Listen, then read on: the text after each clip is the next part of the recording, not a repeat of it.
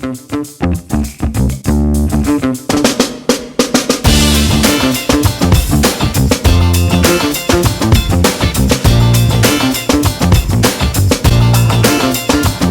to another episode of My Girl Life podcast. This episode is a special one for a couple of reasons. One, probably very obvious, in that it includes video. And the other one is it's solo. So it's just me, folks.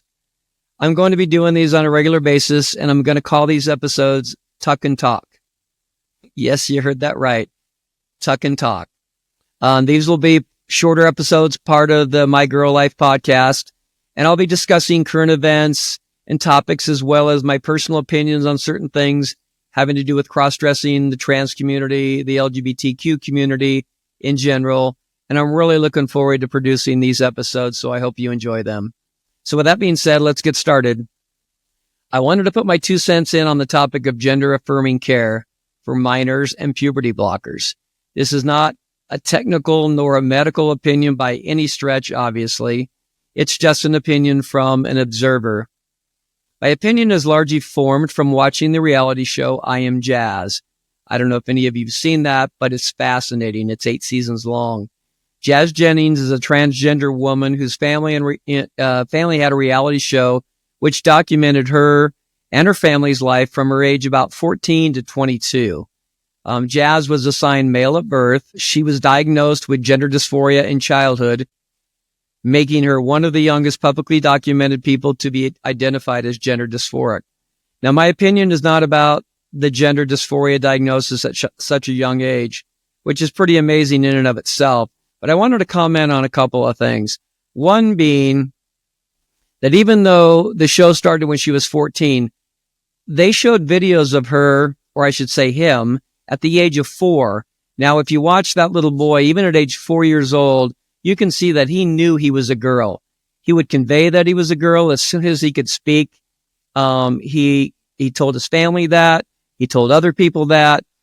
His family tried presenting him in gender-neutral clothing, but he insisted on presenting in feminine clothing even at that age.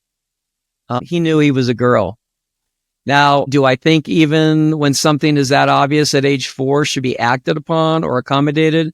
I personally am not sure, but it's definitely not up to the politicians in Washington or state government officials. My opinion is it's up to the parents and the doctors. Could the parents make a mistake by accommodating such a young child in such an important scenario? Of course they could. Just like parents make mistakes and or bad decisions regarding their children all the time. I don't need to list, here all the ways parents can make bad decisions. I think we all know what they are. And a lot of us have made some of them.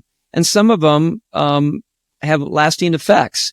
So do we outlaw all those bad decisions? I mean, where do you draw the line with regard to the government dictating how you raise your kids? And no, I'm not talking about blatant neglect. I'm talking about poor judgment by parents and guardians that lead to bad outcomes. Some of them irreversible. And with that being said, and I think making decisions like that for such a young child needs education, consultation by professionals, and knowing your child very, very well. Look, I don't know what the right age is to start gender affirming care, but I have to default to the parents and the doctors. The second thing I wanted to comment on was one of the downsides of waiting till they're 18. Like some politicians, and quite frankly, a lot of people in our country think the appropriate minimum age for these kinds of decisions is 18 when they're an adult. But there's a downside, and I learned this from the show. For a person with true gender dysphoria to go through puberty in the wrong body and wrong gender is traumatizing, and that trauma is irreversible.